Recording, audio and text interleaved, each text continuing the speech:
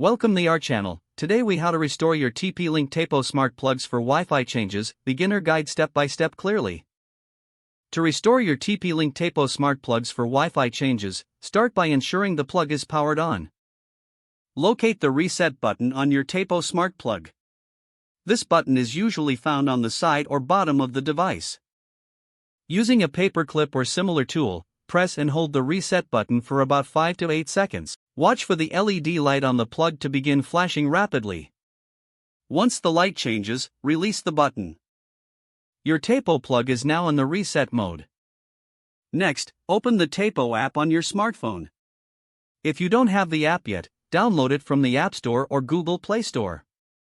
Log in with your account or create a new account if you are a first-time user.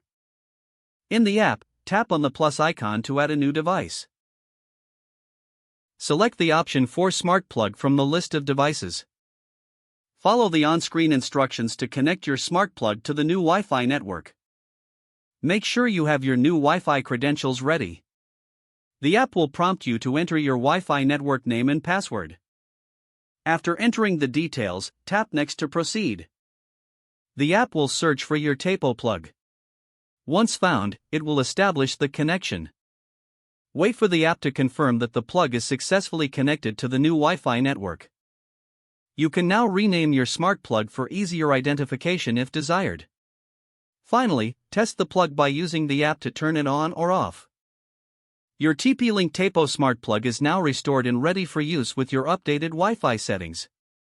If the page does not load, refresh the browser or try again in a private or incognito window. Make sure you are using the correct email address, then retype it carefully to avoid small typos. If your password is not accepted, use the reset option and create a new strong password you can remember. Check your spam folder for verification or security emails, then complete any requested confirmation steps. Enable two-factor authentication if available to improve account security and reduce unauthorized access risk.